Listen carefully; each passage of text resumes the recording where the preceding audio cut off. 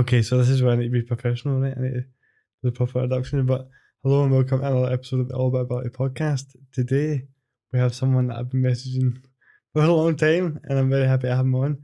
Simon Donnelly. How you doing? Well, you're probably one of the few guests I've had on that can kick a ball better than me. Right. So there you go. That's a bit of a compliment. Take that as a compliment, yeah. As I say, it's a pleasure to be on. You've been asking me for long enough, so we're here now.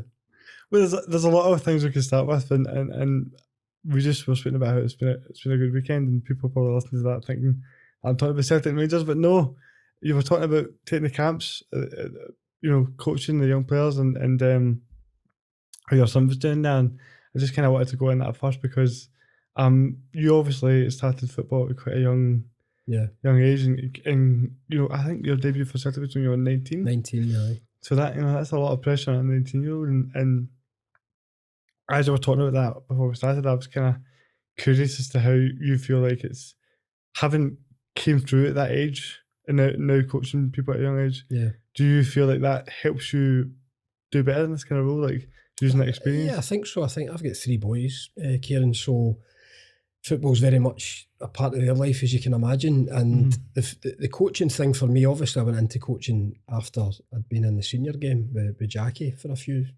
clubs. And, that's finished now for me. And this was something that I kind of came across coaching young kids. And a good friend of mine, Charlie Miller, I've known Charlie since I think I was 16 at Glasgow schools. We decided to do these camps with kids of all abilities from the age 4 or 5 up to the older ones are maybe nowadays 11 or 12. And we've just encouraged the kids to really do what we were doing back in the day, and that was being down the park with all your pals of different age groups playing football. And that's what we bring to the camp. It's not an elite thing at all. We try to make it as much fun for the kids, and it's been successful. So yeah, we're doing that this week. And my sons are now probably a wee bit older for it now. My older son helps out, he coaches with us. But my younger son was away in Amsterdam at the weekend, so that's the bit you were touching on there. And his team Giffnock, they won the tournament, the only Scottish team in the tournament, 24 teams, and they came back with the trophy. So a really good weekend to top it off with obviously Celtic winning. No, that's amazing. I think it's obviously Celtic winning was enjoyable too. We'll go into that later on. I think one thing that was really interesting to me is that do you think, like, compared to when you came through to now, how much of things sort of changed in that regard in terms of coaching? It has changed and it hasn't. Football for me is still football. There's new trends and new sayings, but for me, football hasn't really changed. The science behind it, maybe in terms of fitness, has, but the basics of getting out there with the ball has always been the same. And I always say to the young kids, and my 3 boys, play as much as you can, because when I was their age and younger, I was obsessed with football. I was nowhere without a ball. Whether I was batting a ball off the back garden wall or in the hall driving my mum and dad crazy with different sizes of balls, I always had a ball. And that, looking back, is where I kind of honed, my talent, if you like. And I think nowadays with kids, I think they get hooked up on the kind of pro youth stuff, and if they haven't made it or haven't got into the pro youth at 12, 13, 14, they regard themselves as failures, some of them. Oh, that's me, missed my chance. And my story, 6 months before I signed for Celtic, I wasn't affiliated with anybody. I was playing football in the park with my pals and with the school team. And I fortunately got a break to go to Queen's Park for 6 months. Never played in the first team there, played in all the other teams, and did well enough to get, attract interest. And I was away to Celtic. So that was 6 months, from playing in the park to signing with Glasgow Celtic. So I tell that to kids. There's no right way or wrong way, but the most important thing for kids is to put the time in and practice and play and enjoy it. For sure. I mean, that's a really good point, the way you say that, because I think I'm coaching a Powership football team just now for the first time. And one of the big things that I've kind of learned as you go through it is that if they're not enjoying it, you're not going to get in through to them. Yeah. You need to have your players like wanting to actually just express themselves and play the game. And there's a lot of I feel like there is a lot of pressure on young players these days to There is, and again, grassroots. So I've got the three boys. I've seen it all, from parents putting pressure on their kids on the touchline to coaches. And I'm fortunate enough, my boys are in a couple of teams there where the coaches are great with them. But you see other carry on, from week to week, and it is sometimes, I think the parents sometimes, want to live their career through their kids. They've not made it football. I want my kid to be a footballer, and they put too much pressure on them at times. And the other side of that as well, he's pro youth Celtic or he's pro youth Rangers at 11, 12, 13 or whatever age it is. And again, that's just the kind of first ring of the ladder, if you like, to achieve professional football. But they think because they're affiliated with a team, or he's a Celtic player or he's a Rangers player. So there is a lot of unnecessary pressure put on the kids. I think there's that expectation. I mean, I think with social media as well, it kind of changed a little bit because everyone's always posting about, social media it can be good. I mean, I'm on it. It can be good fun, but it can also be, and I'd imagine for senior footballers as well now, I think they're obliged, they feel they have to, some of them have to post, and sometimes it's better maybe just saying nothing, especially if you've been beaten. Well, it's interesting because imagine, like, you're 19, you've signed for Celtic, you're playing in big games, and there's Twitter and Facebook and Instagram and all that. I know. You could have been posting all sorts of crazy stuff back then. I know. Thankfully, it wasn't about in my day. You just played football and tried to do your best. Was that a side of, like, when you actually get to Celtic, and when you talk about that kind of 6-month period with Queen's Park as well, it's quite similar to like Andy Robertson, and stuff like that. There's a lot of stories like that where there's there is that spell of you need to go through that graft of the lower leagues and like getting a experience of the game. I think people have this idea that it's not just all about the technical ability. I guess it's also about actually being able to enjoy and embrace the moment of the game. A lot of it is mentality as well. Can you handle that kind of pressure? I have to be honest, when I was 17, 18, 19, breaking in at Celtic, there must have been some pressure, but I don't really, youthful, you take it in your stride. The excitement of it all. I remember the first time I was put up to train with the first team, down at Barrafield, where we had two pitches and the reserves are on one pitch and the first team are on another pitch. So you're kind of striving to get there. And I remember the first day training with them, and I absolutely loved it because the level had went up from what I was playing with the younger boys in the reserves. I was now playing with guys like John Collins and Paul McStay, and I remember, getting a huge buzz off that. And just, I don't know, taking it in your stride. I think nowadays when you look at, when I look at what I've achieved in the game, I'd probably be more nervous now, if that makes sense. But see, back then at 18, 19, you're just taking it in your stride. Kelly Sheridan says something very similar to that. He was talking about how when he was younger, he didn't really think about it very much. He was just, I don't think you did. He was enjoying it. I think you were just, I played my first Rangers game at Ibrox. It was the one where there was no Celtic fans, and Lou McCarry played me up front as a 19-year-old on my own, and I had a decent game. We drew one each. I remember everybody saying, "Oh, you must have been," but I don't remember, any sort of fear. I was just buzzing and wanted to get out there. Had a good game. So I think definitely, so everybody's, I suppose, a wee bit different, but from what I remember from that time, it is a long time ago, but from what I remember, I just took things in my stride.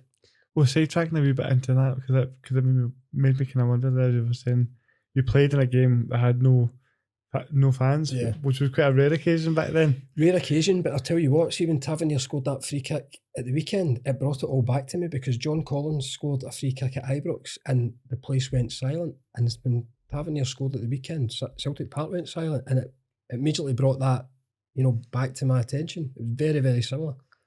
Well, how does it compare in terms of the atmosphere? Like playing in a game where there's no fans and then playing where there is away fans. Do you think it's something that should come back?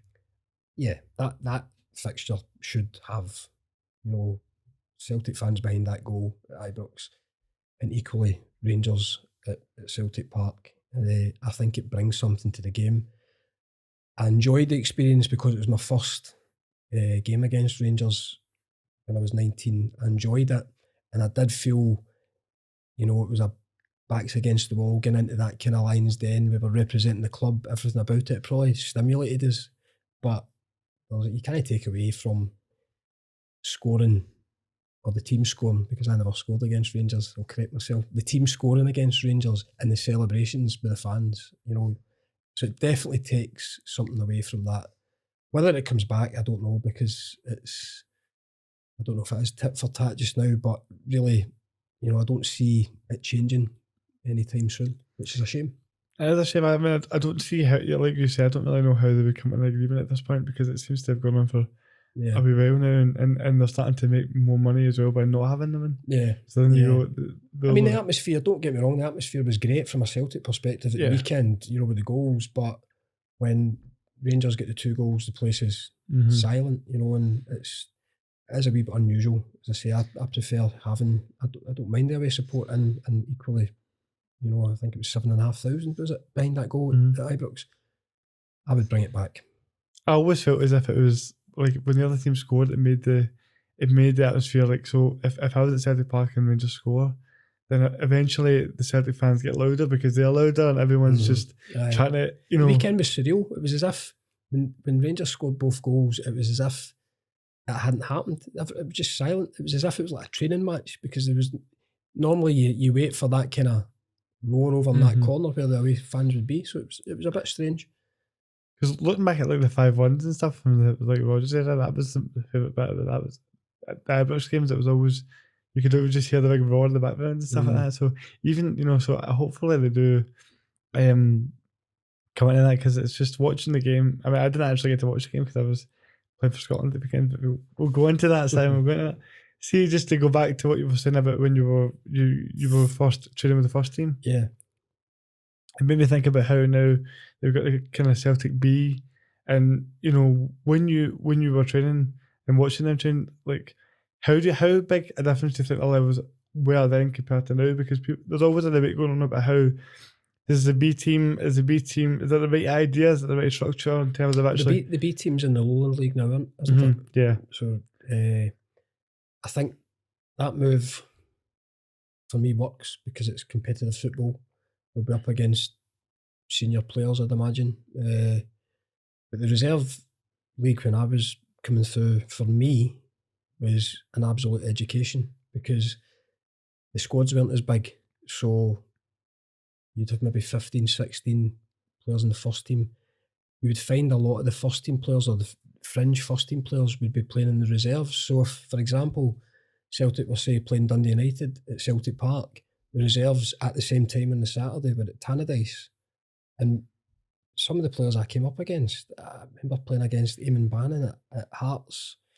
He was playing sweeper. I'd grew up watching this guy as a flying attacker for Dundee United. He was now back at sweeper, obviously coming to the end of his career. Never gave him a kick at the ball, just reading the game. So you were up against really good senior pros, and you also had one or two, or maybe more, in your team. I was playing with guys like Charlie Nicholas, who I went on to make my first team debut up front with, Joe Miller. So there was a lot more. It felt like a proper game on a Saturday afternoon, and I think what that did was it reduced the jump from reserves to first team. Now, the pro youth stuff, for me, I think is a bigger jump for a player to make from there to the first team. I haven't looked at the B team at Celtic. I don't really know what standard that Lowland League is, so I couldn't really, it wouldn't be fair to comment on it, but it's maybe a step in the right direction, because I thought the Pro Youth League, or whatever it was getting called, I think the players, it was all playing against your peers, sometimes a bit nicey, and then it's hard to make that step up. So I think this is an attempt to get back to something similar to what it was before, but for me personally, it was brilliant, because it was getting you used to that kind of match that you're playing in the proper grounds, and you were playing with really good footballers, and that brought you on. Okay, so I mean, you're giving me some quality answers here, Simon. I'm like, I mean, I know you're media savvy, but I'm like, these are all were the clips. I don't know if I'm media savvy. I'm just speaking the truth. No, it's true. But you know, there's a lot of things I want to go into here, but see, talking about actually like playing in these big games and stuff like that. Yeah. Like, do you think that, because I always, I was talking about how I played for Scotland the weekend, and one of the things, it was actually one of the more physical power chair football games. For people that are here for Simon and don't know, I haven't spoken about this before. I play a sport called power chair football, which is wheelchair football, but they call it power chair because it's not the kind of the hand moves, if you like, but it can be very physical because a lot of passion and things like that. That's the clips that I've seen. Yeah. From wherever I've seen them, you sent me them, I thought, it looks dangerous. Well, it was intense this weekend because we were hosting it, and nobody's going to beat England because they're miles, they're streets ahead in terms of how long they've been playing the game for and stuff, and they're funded by the FA and things like that. So we're just we're needing more. Many caps you got? Well, I think I've played in pretty much in every Scotland game since it started. So brilliant. I've not actually kept don't individual even know your caps, but I've caps, probably had more than you. But that wouldn't be difficult. Listen, we got in a World Cup squad. Hopefully, I can get in a World Cup squad too. That would be brilliant. But no, it was a very, don't get me wrong, it wasn't Celtic and Rangers, but it was a very intense game, and I was playing on the road where you get the most passion, I guess, and I found myself feel like we won, and it was a really big high. Yeah. And I think you hear a lot about footballers. One of the big things that like the likes of Callum McGregor and that I always say is don't get too high with the highs and too low with the lows. Yeah. And then also, so I've always just kind of wondered how that was in terms of like, if you were Celtic just beat Rangers 3-2 and it's basically sealed the league essentially. Yeah. How would you be feeling in these days after that? Like keeping yourself. I mean, how long does that buzz last for? Do you think? In terms of this team just now. Good question. Back in our day, football was different. Back in our day, you'd go and have a few beers and celebrate. I think the players probably do that nowadays as well, but as I say, there's a lot more sports science in football from my day, but we had a good social life as well, and that I think that brought something to the squads I played in, because you were kind of going for a beer with that guy or whatever, and then you'd be trying to help him on the Saturday. It just brought something to the team. So we'd have been celebrating after Saturday. But again, you've got other games coming round. They've got a big semi-final coming. Celtic have got the treble, in sight.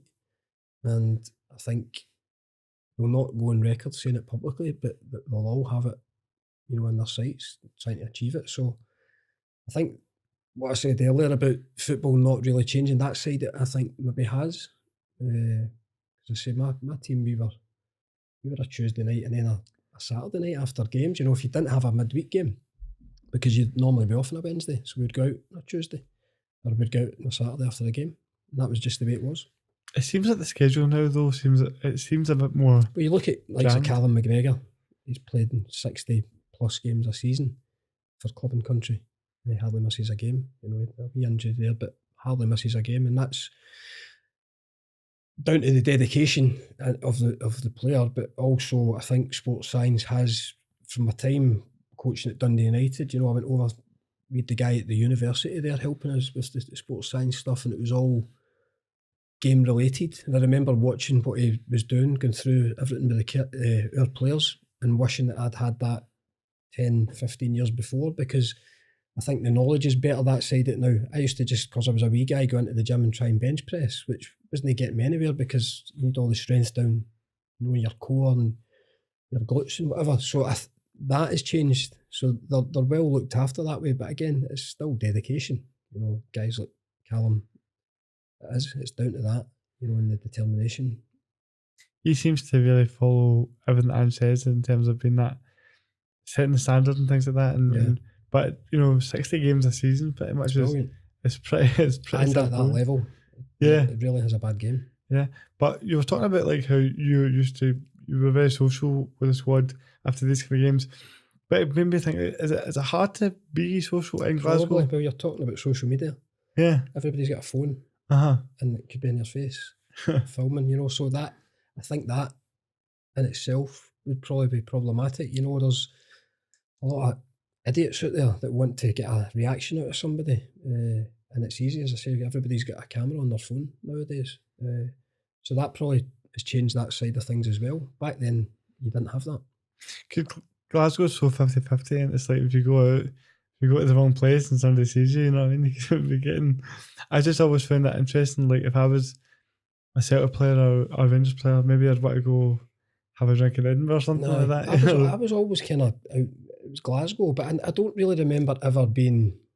I'd had a good circle of my own friends that used to come out as well, and there was a few of the Celtic boys in that group. So I don't ever really remember feeling intimidated or getting into any real bother. You know, if it was a Rangers fan, I don't recall any of that. I think if you just, well, we probably had 3 or 4 places that we went that we knew we wouldn't get any sort of trouble. But sometimes just you're not looking for it and you try to behave yourself, you know. But I don't recall any problems. I find that hard to believe, Simon. You want me behaving myself? Yeah, exactly. You behave yourself. It doesn't seem. No, I think it's just. I think that way. I think if you are a certain type of person, you can probably attract a bit of bother, and I don't think I was that kind of person. And we've got a project coming up as well that I'm going to plug. Now we've got a bar opening just along the road for here as well, so hopefully that stems into that as well. You know, you want people to come into your place and have a good time. Yeah, I mean, it better have wheelchair access. It will definitely have wheelchair access, yes. Because if it doesn't have wheelchair access, we're not plugging it. No. No, You're that's welcome great. to come in as well. That's great. No, definitely, like that'll be. I'll be going there after the podcast then. Definitely check that out. But I've talked a lot on the podcast about, you know, I never thought I'd play football at a high level. Obviously, I know it's not mainstream and it's in a wheelchair and things like that. But when you're playing in a Scotland shirt, you feel it. You can feel the pressure a bit. And yeah, for a long time, the kind of goals were on my shoulders a little bit. I had to produce the goods, and it makes me kind of, you know, I wanted to ask you, like, when you're playing in these big games and you're the striker, keeping that composure. There was a great clip the other day of Daniel Sturridge talking about this. He was talking about keeping your composure in front of goal by knowing like your instinctive finishes and like, you know, people go through and they'll think, oh, they get questioning which one they should do, but the best strikers have like finishes in their mind of like, when I go through and goal, I know this works for me, or this is what I'm going to try. I'm going to go around the keeper or whatever. Did you, before a game, did you have like any sort of way of keeping yourself composed to know if I get through and goal, that this is the kind of the technique I'm going to use, this is what I'm going to go for? I don't think I would play it out in my head beforehand. I think you have confidence in your own ability. You know, you've been doing it all week in training. You're trying to just replicate that and take it on the pitch. People will probably remember a lot of my misses and suggest that I wasn't very good in front of goal, but I just repetition. I didn't regard myself as an out-and-out striker. You know, I kind of played that role at the beginning, but Tommy Burns took me kind of deeper, and I got as much of a buzz out of a good bit of playing, creating something for another player as I did as scoring, which is probably sounds like a cop-out for scoring not enough goals. But yeah, I think it's just repetition of what you're doing in the week. You know, wherever I was, particularly Celtic, the intensity in training was ferocious. You know, you talk about Ange's team just now and how they want to train the way they play. In fairness, our team were that as well. You know, there was fights in training. Nobody that wanted to get beat. And I think you have to have that. You have to have that to take it in. You can't. There's no switch on a Saturday that you can flick. If you're not doing it to an intensity from Monday to Friday, then it's very hard to get that going on a Saturday or match day. For sure, I think that's totally true. And Ange always talks about that as well. Like, especially I think when you look at there's a wee bit of a gap, more so than there has been in the last few years between Celtic and Rangers and everyone else at the moment. Yeah. It seems a bit bigger than it has been the last couple of seasons. Definitely. And keeping that intensity up in the training for Celtic is probably what's helping them keep that level every week. And I mean, Rangers played quite well at the weekend, and Celtic didn't play at the best, and Yeah. they're still I kind of think that's maybe been the case in the last few games. I think the final, I think Celtic deserved to win, but I've seen them play better. But they find a way. They find a way. I know there was decisions at the weekend.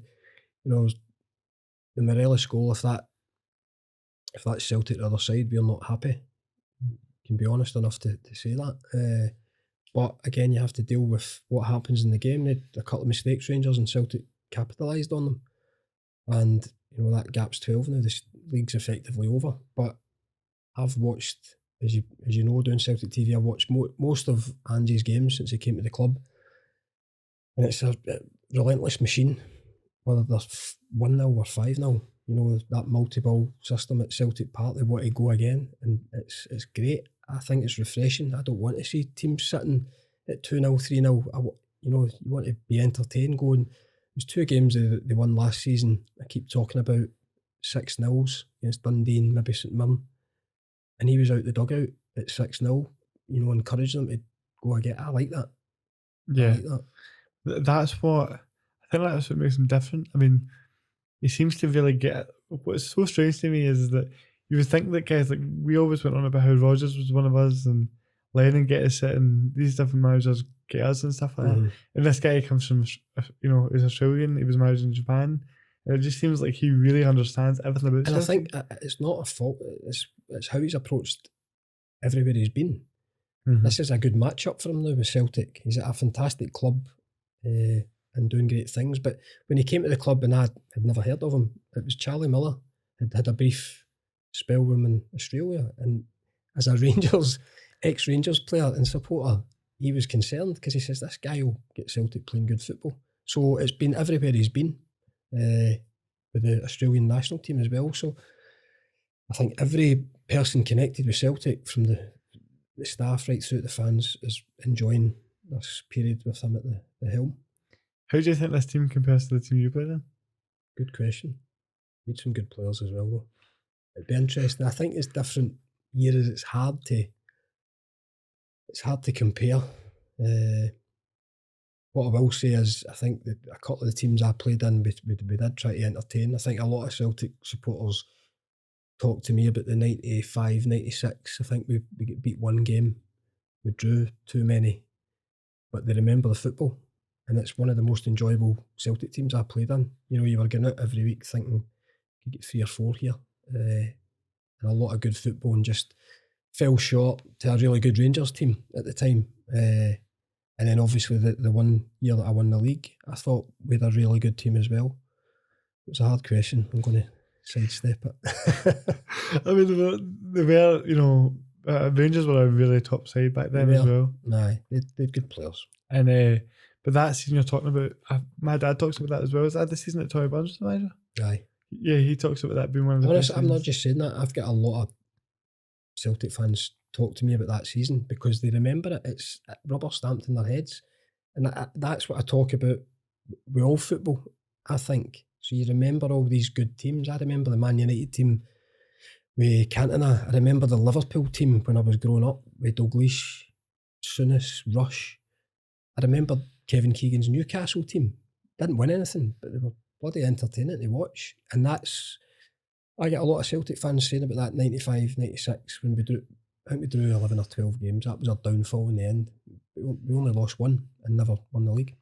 Losing one game and not winning the league, man, that's pretty brutal. Incredible. If only we had Valve back then. But okay, if you can't answer that question, I'll give you a different kind of question then, right? If you had to give, so like if you could take one player from the current team and put it into the team you were playing in, who would you take and vice versa? Like, who do you think would fit in the teams the best? That's a good question as well. I'm pretty good at this time. I would, you know what you're doing. For my team, out of the current team, I'd take McGregor. Mm-hmm. I really like Hatate. I think Hatate's getting better. The more I watch him, the more he grows into this team. But I think Callum McGregor has pretty much been my favourite player since he came through. Although he's playing a more deep role, I think sometimes and I think maybe if Iwata steps up to the plate and plays there, then Callum might find himself a wee bit further forward. I don't know what he prefers, but I would take him. So the sponsor for this episode is Lab Solutions, who are a property maintenance company that's actually run by my brother. And listen, I might be better looking than him, but he's a great guy. And you should go and check out everything he does, because he's one of the hardest working people I know. And I'm always making sure that anyone that sponsors this podcast has the same intentions as me and is coming from a good place. And he definitely is one of the hardest workers I know. He will take care of everything you need, just in all those type of areas. And I just want you to make sure that go and check him out.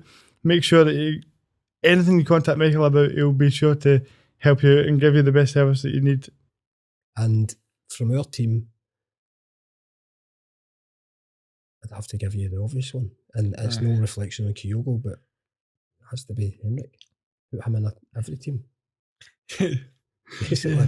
People, there's always that comparison. Whenever a striker does well these days, they're always like, he's the new Larson. He's the best, or the best since Larson. To fill. Yeah. I mean, I really like Kyogo. I think his movement is great.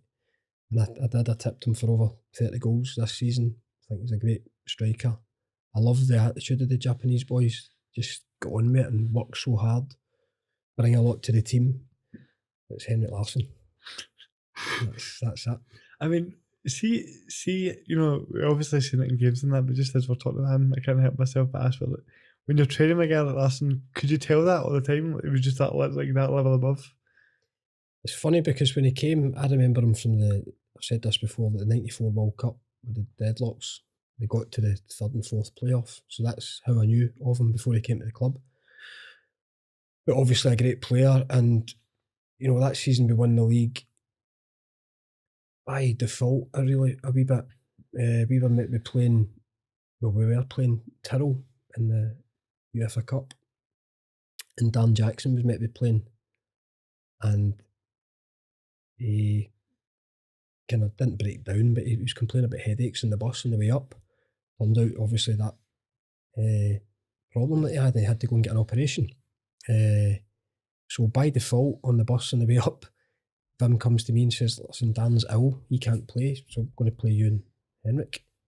And I think, I scored 2, a penalty and a volley, and played well.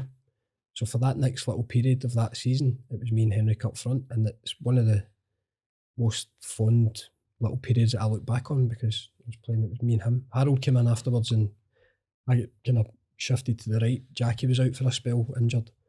But for that period when the two of us were playing up front, I thought it was great. And just, I think the game becomes easier when you're playing with better players. I played with Pierre. I thought Pierre was a clever footballer as well. No far off Henrik for me, the big man. And I just think when you play with players of that intelligence, it makes it easier for you. It's interesting, big compliment to Pierre as well, you saying that, because for me, but you look at his record, goals, the game, and wherever he went, he done it. Free kicks as well. But just a clever player. He's probably the one that sticks in my mind because he was the first of that kind of coming from Europe. Tommy brought him just towards the end of the Hampden season, and obviously Andy Tom and Cadet and they all followed. But for that spell, Pierre was the first, and I really enjoyed playing with the big guy. He was just a clever footballer. How did you find playing under Tommy Burns then? Like, how was he? I loved it. He was my kind of first. So Liam Brady signed me, but I didn't play in the first team for a year and a half. So he was away before I broke in. Lou McCarry gave me my debut, but that was for the tail end. That was the last 10 games of that season. Then he was away.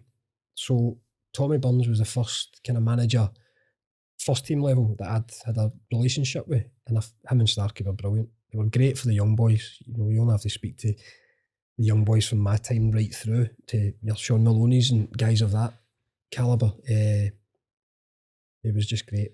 It was great. And the biggest thing he did for me was we were in Germany and he took me aside and says, I'm going to play you on the right hand side. Jackie's going to be playing right back. I'm going to play you there. Take you away from up front. Look at me, I'm not a John Hartson, I'm not going to hold people off. I'm going to take you out that firing line a wee bit and let you build the play from deeper in the pitch. It just made me look at the game a wee bit differently. I think it suited my style of football, and obviously I had a good relationship with Jackie on that right hand side, and that was probably what kind of gave me that wee kind of springboard to go and establish myself in the first team at Celtic for the next 4-5 years, because the Hampden season, when I was playing up front, I had a few injuries. I'd come in at the tail end of the season before. I'd scored 5 goals in 10 games and made the mistake of thinking, this is easy. Next season, when all the defenders know about you, you're not the new kid in the block. I never scored a goal. So it probably was the make or break moment for me. You know, I hadn't scored a goal. I'd an injury problem in my hamstring. I'd missed half the season. Get back in towards the end of that season, Pierre arrived, we won the Scottish Cup, and then we went back to Celtic Park, and as I say, it was that pre-season, he says, I'm going to play you deeper, and it just suited the way I played football, and it gave me the springboard to go and establish myself. It just goes to show you that one piece of good advice and it can change your whole career. Like 100%. That's why I wanted to ask about him, because I've not heard anyone say a bad word about him, even Rangers fans and Rangers players. None of them say. I've never heard anyone say a bad word about Tommy Burns, and that always is. The only thing for me is the guy, obviously as a player, was an absolute legend at Celtic. Really clever footballer. The only regret I have from that team is we didn't win the league with him as the manager, because he was the first guy to bring in the European flavour to enhance what was already there and give us a lift against, as you said, a really good Rangers side. And we felt as if we were getting closer. And all that football that these fans come up and remember to me, he was the guy that created that. You know, he built that team. So that's my only kind of, I wish we'd won it. Did you want him to get another season after that? Aye. But somebody reminded me recently, we got to the semi-final of the Scottish Cup against Falkirk. We drew with them. It went to a replay at Ibrox midweek, and they beat us in the replay. That was the kind of the final nail, if you like, you know, for Tommy. And any other season we would have beat Falkirk, and it just, for whatever reason, didn't happen. Didn't drop for us that night. Falkirk went through and played Kilmarnock, I think, in the final. So, he's the best manager that I've worked with, because that period of my career when I needed a bit of guidance, I needed a bit of a boost, he gave me it. Yeah, I mean, it's interesting to hear that. Like, if he'd won that Scottish Cup, that might have given him another season. You know? Absolutely. And that's football at times, you know, it can be really cruel, you know, on one result. Can be. And you spoke a wee bit about having some injuries there. And, like, obviously, you then go to kind of Sheffield Wednesday. Yeah.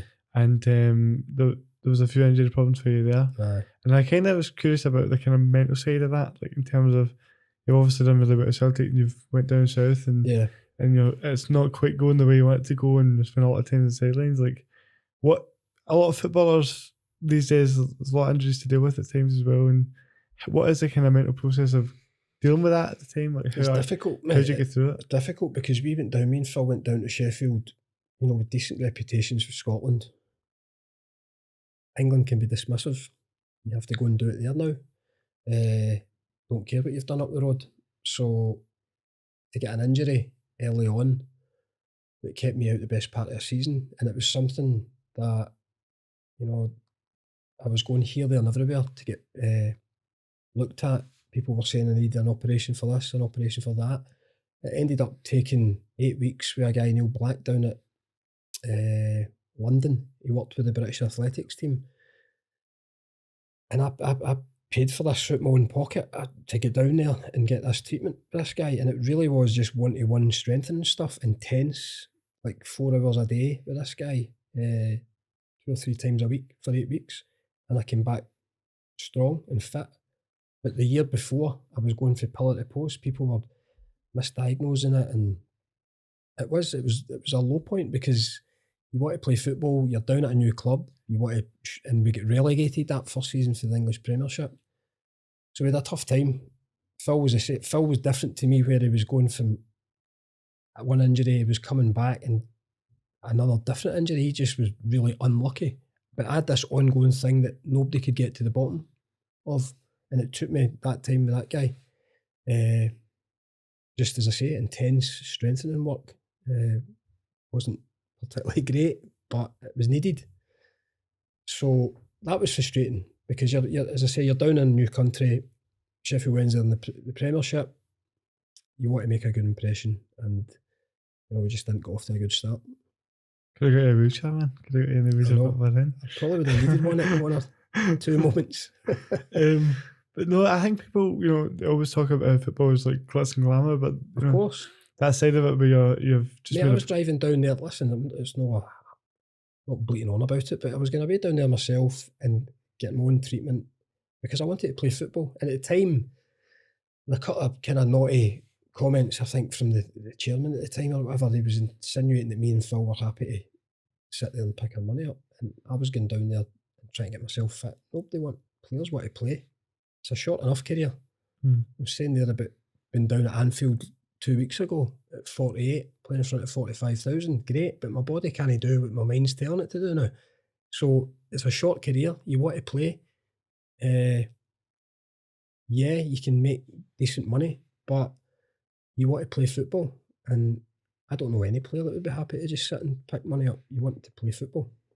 100%. And, you spoke about Phil there, like you and him are obviously really good friends. Yeah. And,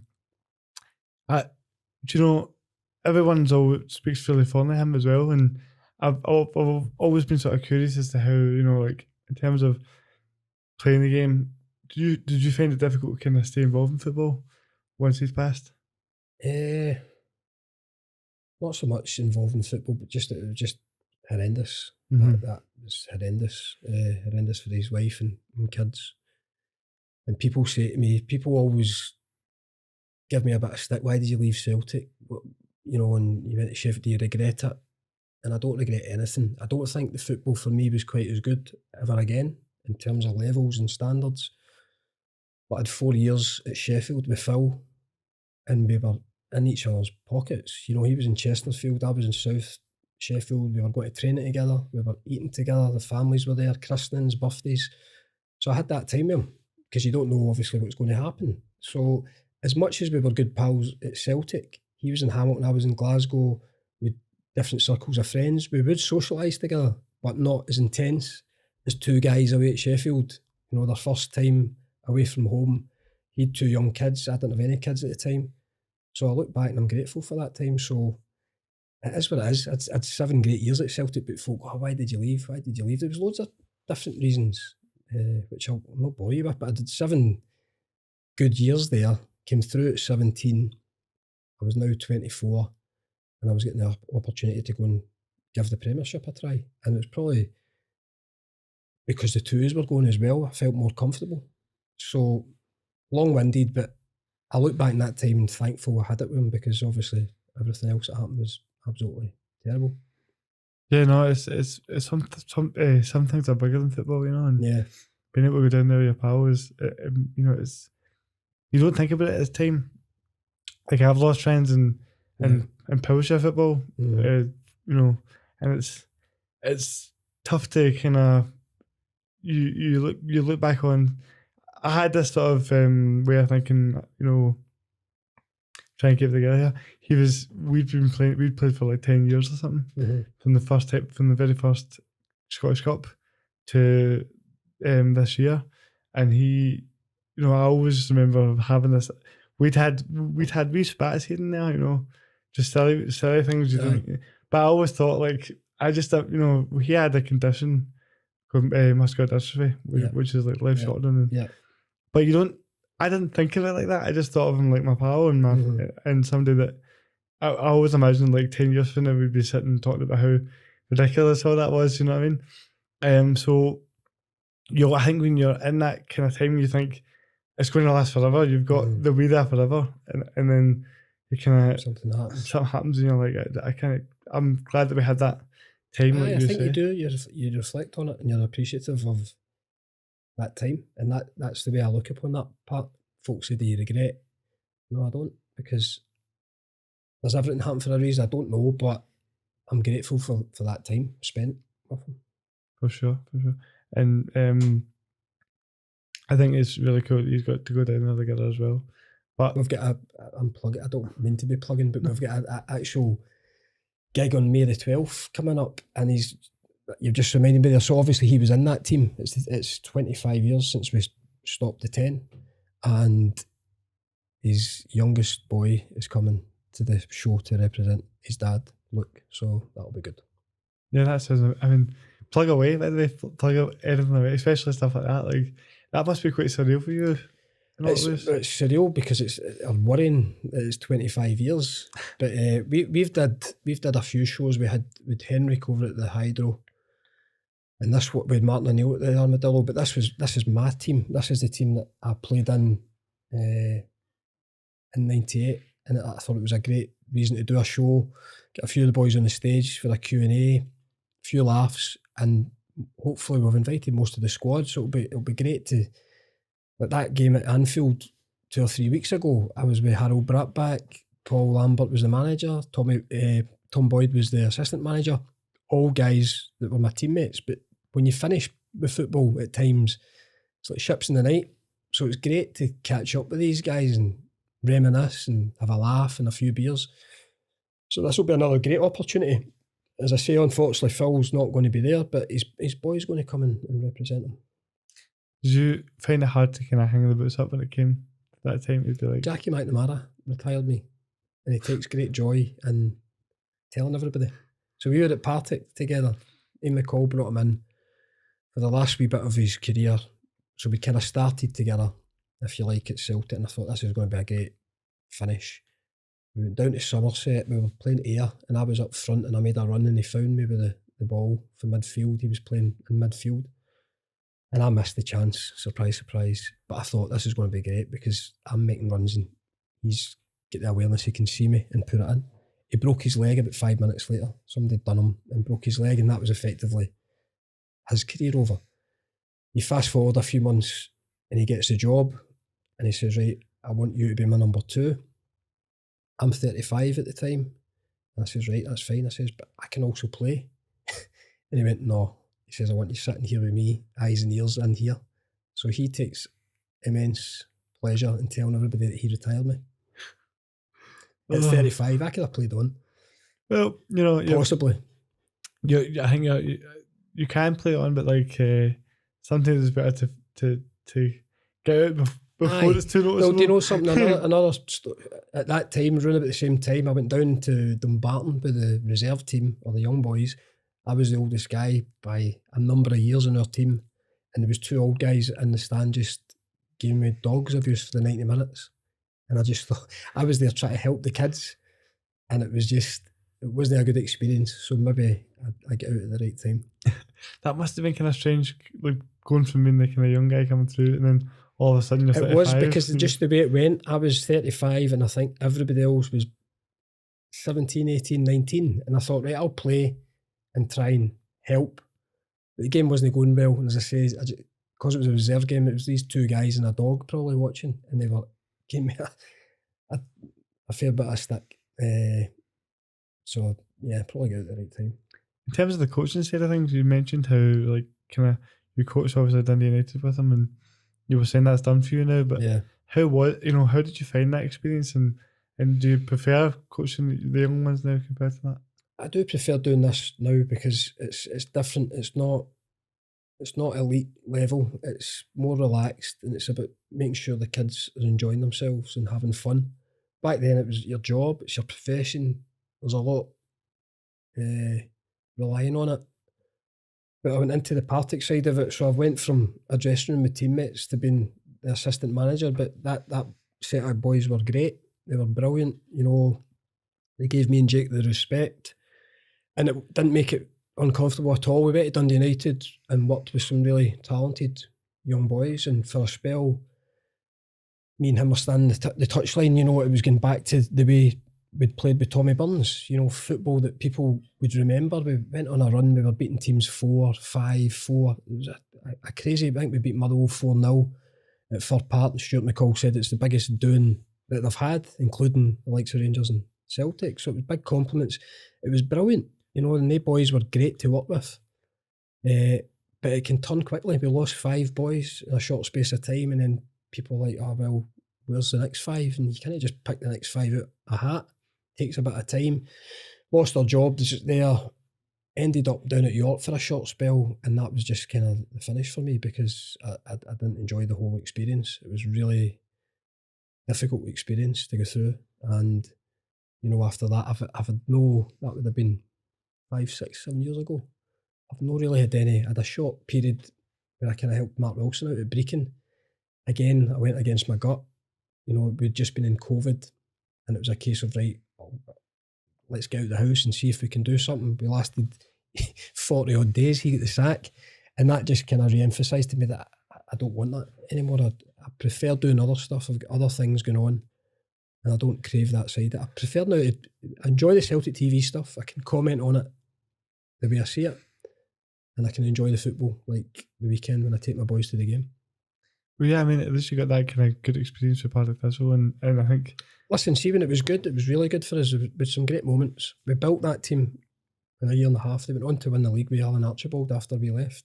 But we took a year and a half building that team. We were away down to Catterick Army Barracks, fantastic guys down there, putting the boys through their drills, getting players that had maybe, a couple of boys from Motherwell that maybe hadn't needed a second chance, came and took it.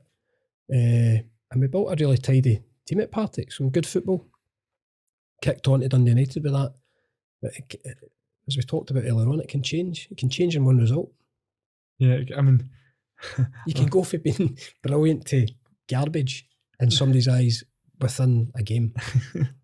Yeah, there's not much love for a football coach, is there? No, and it's volatile as well. Somebody said to me recently that they didn't reckon it was, but it's a merry-go-round at times. I mean, you can see how quickly it can turn. Like even somebody like Neil Lennon, he was... People adored him. That year was horrible though. It was. I'm not referring to Neil, but the whole thing with COVID, oh my goodness. I was just happy I didn't do Celtic TV that year. It's much easier doing the stuff when Celtic are winning. Oh, I know. I mean, it was just a horrible season, wasn't it? Just everything that went wrong could go wrong, went wrong. I always said that if Rangers were going to stop the 10, they needed the world to collapse, and it almost did. It did. I mean, so yeah, but I think we've bounced back pretty well, We have, and as I say, it was a testing time when Ange came in, and it, similar to Wim Jansen back 25 years ago, he didn't go off to a good start, losing first couple of games, I think, but then get into his stride, and I think the recruitment has been brilliant, and a Celtic fan, it must be exciting, watching this team perform at the moment. I mean, how far do you think you can go with this team?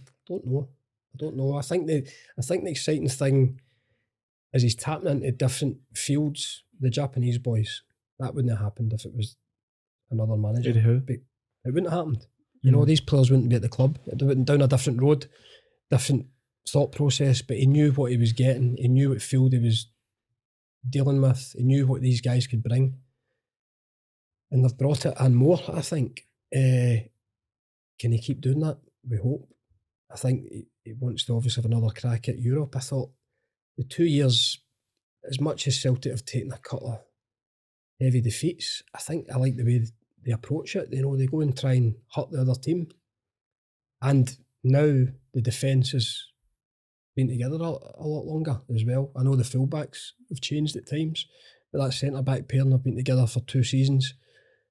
So I am excited to see what they go, and I think the club want to go and do something in Europe, which is obviously try and get out the group stage. Yeah, I mean, it does seem to be a bit different with the way they're the Real Madrid game, I know they get beat 3-0, but the Real Madrid first half was brilliant. Abada's got a chance. Maeda's got a chance at the start of the second half.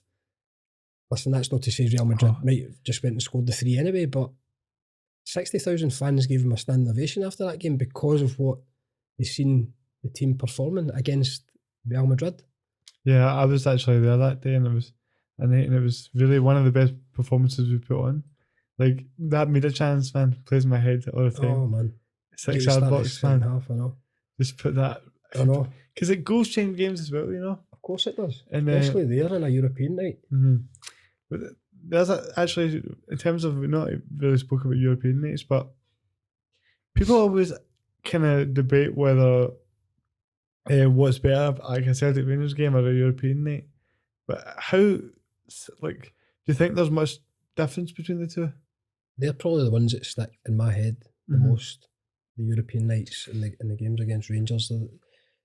There's nothing bigger than a game against Rangers, I don't believe. But I was fortunate enough to play in 2 games against Liverpool, who, growing up, Liverpool were my team with Dalglish in it. He was my hero. And I'll never forget, I think we were up at Barrafield when the draw came through. We were getting Liverpool in the next round after, I think it was that Tyrrell game. And, the excitement, because, again, growing up watching Liverpool, watching the English game from afar, now all of a sudden we're going to be in, I'd played in testimonials, but this was going to be the real deal. So those games stick in my mind. We were close to putting them out. We should have put them out. A decent Liverpool team. And that actually that gave us the belief to go on and win the league that year. I believe that group of players, we were coming together and we thought, we are a decent team. But they're the games you remember. They're the big ones. You don't get any bigger than that. European nights at Celtic Park and Rangers games, whether it's at Hampden, Celtic Park or Ibrox. So how do you think this final's going to go down then? I think Celtic will still win. Hopefully Hatate's back. I think he's somebody. I think McGregor makes Celtic tick, but I think Hatate's going that way as well. I think he's a really exciting player to watch. I think he's getting better. So I think Celtic are too strong for Rangers at the moment. Do you think he's at all similar to a guy like Mravchik? I think the comparison was because he came in and scored the 2 goals against Rangers, but I don't really... It was the way he celebrated as well, but it was the exact same celebration. It just kind of stood. Yeah, because my dad always spoke about that years ago. He would say, the Lubbo's was great. I'm the first guy that gets to Lubo. Lubo just kind of looks around as if, what have I done? I've just ignited the whole stadium here. So that was a good moment. And Hatate was similar. I think they're different types of player. Again, going back to Lubo, they're big boots to fill as well. But this guy's going in the right direction. I think he's getting better for Celtic. The big thing now will be, can you hold on to these guys? Because obviously the league we're in, it's difficult. It's difficult if teams come with big money. It's hard to hold on to them. Well, that is true, but honestly, I just hope that we throw all the money we can at Ange to stay. Yeah. For as long as possible. They're obviously, I hope we keep the majority of them, but yeah, I think he's the main one. The thing, what I feel with Ange coming in the 2 years, his recruitment's really good. So everybody was up in arms when Giakoumakis and Juranovic were going. But now they've got the big guy which I think, we've not seen a lot of him, but I like little bits that I've seen. And we've got a guy at right back now that almost makes you forget Juranovic was there. So I think you have to put your faith in the recruitment process at the moment. Do you think, what have you made of, not to flatter them too much, but what have you made of Michael Beale coming in? Do you think he's improved them, made a difference? It's hard to say. Worried about next season at all? No? I'm not worried, no. I'm not worried. Devil's advocate here, Listen, I think out with the games against Celtic, he's won every other game. So I think up until Saturday, doing well to keep that 9 point, not falling further behind. Not really overly concerned, to be honest. I kind of tend to focus on Celtic and what they're doing. I just feel you're asking me for my prediction in the semi-final. I think Rangers performed better on Saturday than they did in the final. I don't think Celtic were really at their best at the weekend, but they still found a way to win the game, and I think that'll be the case 2 weeks from now as well. I think they're too strong at the moment, Celtic. I think that probably would be the biggest concern, is that they played better than in the cup final. We didn't play as good, and we still couldn't get a result. Got the result, yeah. And it seems to be that way at the moment. And that can be in itself soul-destroying, because I went through a period back in the day where we took the game to Rangers all the time, and Gascoigne would break away and score, or McCoist would pop up with a goal, and they seem to have that kind of hold over us. And I feel this Celtic team have got that over Rangers just now. Well, yeah, that's quite a good point because it makes you think about how important do you think It can play with your because I remember from that there was long periods in the games that we were like, we're doing well here. We're passing the ball about, and then they would break and ruthless. And the more it happened, the more you were like, here we go again. And I think it changed for us one game. I think Big Malky scored against Rangers in the Cup and Paolo scored. It was the first time we'd kind of beat them for a while. And then we kind of tried to feed off that. But it does play with the longer it goes. And I think Celtic have got that wee bit over Rangers at the moment. I think that big psychological moment for this squad was that 3-0 win last season. Last year. Hatate game. Yeah. Because that changed. That seemed to be everything changed. Yeah. I actually remember you being on the Go Football radio show. Great people were there. When we were 6 points behind them. Yeah. And you said that we would win the league. I know. And people give me thankfully, they put the little clip out at the end. I was quite proud of that moment. Yeah, because I remember people. I put my neck in the line, but I just felt Celtic the way they were going at the time. Because I covered most of the games, they were getting better. Celtic were getting better as they went, and then the little bit of recruitment, was it Maeda, Hatate, and O'Reilly coming in, just livened it, just freshened everything up, and gave them the impetus to get that result, and then kick on. Yeah, I mean, you called it, and I remember watching the video going, I hope he's right. So thankfully, Go put it out afterwards. Yeah. So, this has been a lot of fun. I want to kind of touch on Poetry Football a little bit with you while I have you here, because the podcast, the reason, there's loads of podcasts about these days, right? Yeah. But for me, this is kind of means a little bit more than just try to, get some views and stuff. I'm trying to destigmatize this a wee bit and show that we are actually normal people. Yeah. As crazy as that sounds, I feel like sometimes people see something in a wheelchair in the streets and they go, they think we're like aliens or something, and being able to be in here and talk to a guy like you just helps show that people that we do live regular lives. Well, that's what I'm saying to you at the start. How many caps you got, and you can't tell me how many caps you got. I can't go it. You're representing your country. It doesn't matter what sport. For you, I'd imagine the sense of pride and how you feel about representing, putting a jersey on. It's not any different to me. For sure, mate.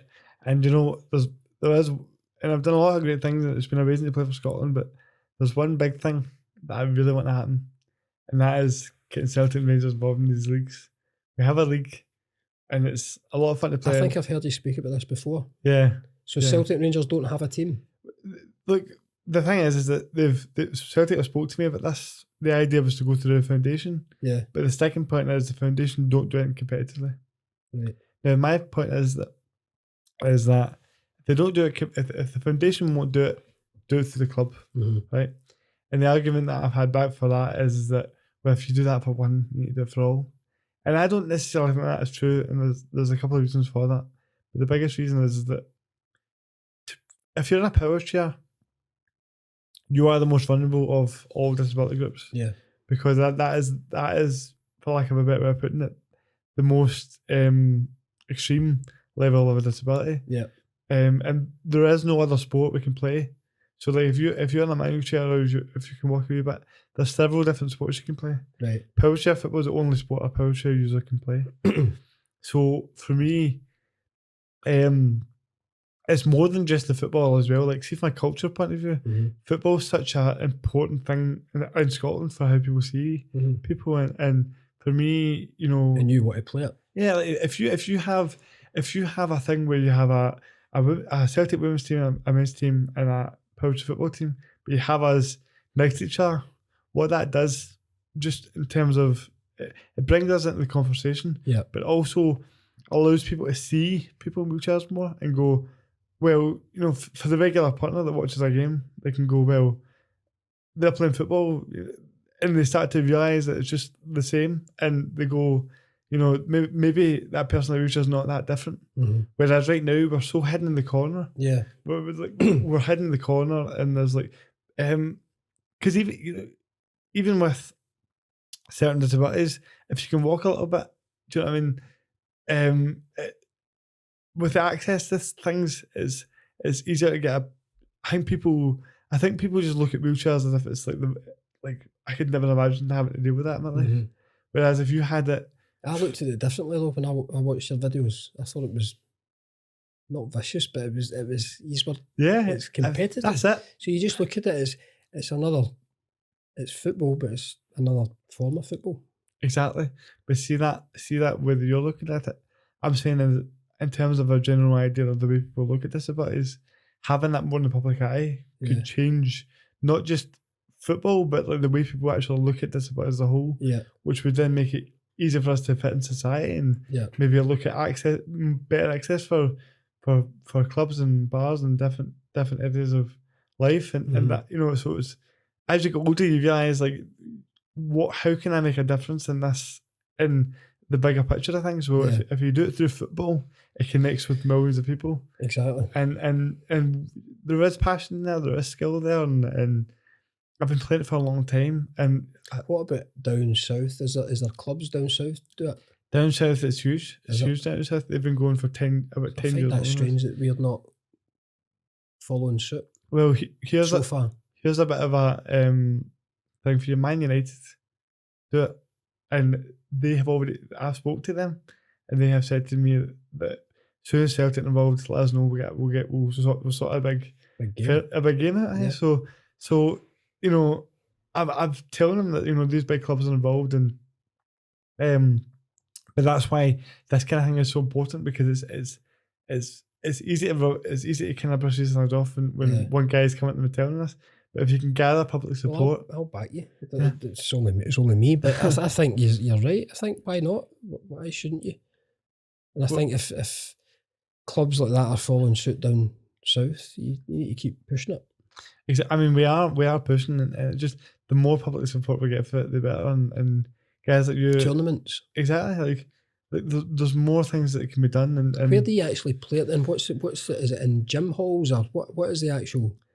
right, so it's in like a 5-a-side gym hall, Aye. basketball court type of Yeah. thing, and it's four a side. Right. So the way the game is played is like you have a And goalie. the chairs specifically for. Yes. Aye. Yeah, and you can get funding for them pretty easily Right. in terms of organisations, charities, and stuff. And the way, you know, the chairs go to 10k, Right. so it's dead fast. Yeah. But it's people have this idea that it's like a dodgems game or something, right? But the thing is, there's certain rules to make sure that everyone's spaced out and passing the ball about and stuff like that. Yeah. So you have a goalkeeper, Uh-huh. a middle player, and then two wide players. Right. So it's like a triangle. Yeah. And the couple of rules, the one main rule they have that's different that helps it is that if I have the ball, like every player needs to be like 3 meters apart. Right. So if I have the ball, right, and two defenders come to me and they're close together, that's a 2v1 and I get a free kick. So when I have the ball, only one defender can come and close me down. Right. Which means that the wide players need to stay out wide. And the idea is that we're still kind of passed that about, because these chairs have like bumpers at the front. Aye, that's a bit sort of seen. Aye. So you know, everyone thinks, so there's certain rules to, because if two wheelchairs come at you, you're not going to get past them. Aye. So it needs to be one person coming at you, and it makes everyone space out and stuff like that. But the level of the game is, I mean, the weekend down, I said we played in the home How nations. long are the games? 40 minutes. Each way? No, 20 20 minutes each way. And it's you know, they can get really intense, especially if you're playing that middle position. And I've been playing it for 10 years, and try to just see the impact it had on my life when I came in. I never really knew anyone else in a wheelchair, and it really changed the way that I seen it, because I it's weird to say this, but I've been in a wheelchair my whole life, and for a long time I kind of resented it. I resented the idea of being so I didn't like being around people in wheelchairs. Yeah. I felt uncomfortable because I knew the way that people in society see us, and just the whole notion of like knowing that we were seen as sort of weird, and it made me feel uncomfortable. But the more I was around it, the more I felt comfortable with myself, and I came into it when I was like 15, and it made a huge difference. Yeah, because I've been through a lot of social side as well, isn't it? Going out and competing against guys and stuff, and exactly. Because I think there's this idea that if you're in a wheelchair, you're you know, it's like you still want to be competitive, you still want to win things, you still want to play sports and do do something with your life. You don't want to just sit about and everyone. It's like everyone for my kind of young life was like a younger life. I should say, make myself fit to be old here. Would say to me that you don't need to do that. You've had it hard enough, and so it kind of stops you for pushing yourself too much, and you realise that but this isn't the way that this is the way that they see you, and it doesn't necessarily need to be the way that you see yourself. And I'm looking at this sport and I'm going, I want this to be here for the next 10, 20 years because it can help so many people in wheelchairs understand that it's okay to be like this and play just keep sports. going with it then. You keep going with it. I mean, the thing that's springing to my mind here is like Wimbledon with the tennis. They guys are amazing. Have you seen them playing the wheelchair? They're amazing. It's so Gordon Reed in that. You just need to keep pushing it, mate. Well, that's it. And I tell you what, a Celtic Rangers game would be something else. Tasty. Something else. I need to play one of them before my time is up, man. It's one of the biggest missions I have, and just I want to keep the memory of the guys that were here that aren't here anymore going. And the only way to keep it going is to get these teams involved. Yeah, we do have a league, and the bottom line is, tell me this, in Scotland, is there other teams out with Celtic Rangers that are going just now? Then we have Dundee United involved. Right. Motherwell just got involved. Right. So teams have come in. Yeah. But the biggest thing for Celtic is that it needs to be through the actual club, because these clubs are coming through the foundation. The Man United came through the foundation. Right. So what I'm trying to do is something that's a bit unique because it's never been done before. But what I'm saying is that just if they were to do this, it would change not just powerchair football, but it would change every outlook of this about a sport and have us be taken more seriously. The coverage we would get if Celtic get involved. I mean, I was part of the kit launch a couple of years back because I did a 1,000k challenge, and people that listen to this podcast regularly are going to get sick of me telling this story.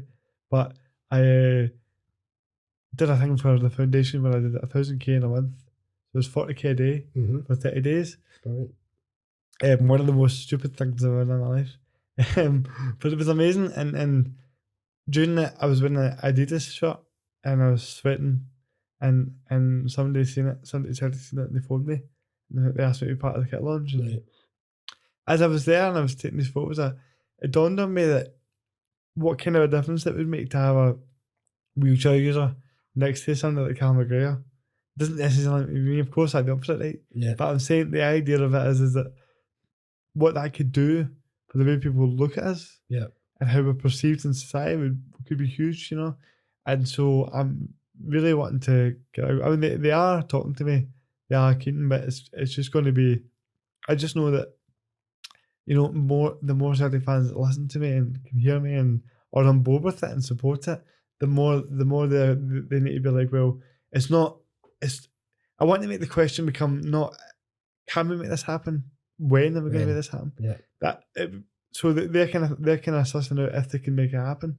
Whereas what I'm trying to do with this is say, it's not you're going to need to do this because everyone's wanting it. So I'm building on that sort of public demand to where you're going to keep going with it, mate. Come up with something. If you're as tenacious as you were with your text with me, trying to get us in this, you'll succeed.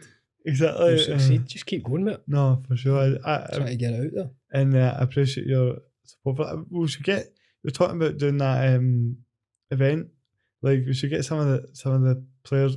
I coach a team. I don't know if you've heard of FC United.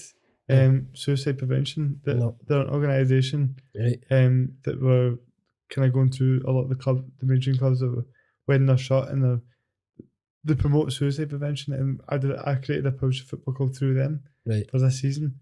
And I'm kind of the first sort of player coach that we've had, and it's been very, very rewarding. But we train every week, and I was just thinking we get some spare chairs. We could get you and a couple of you and a couple of the old ones over. Embarrass myself.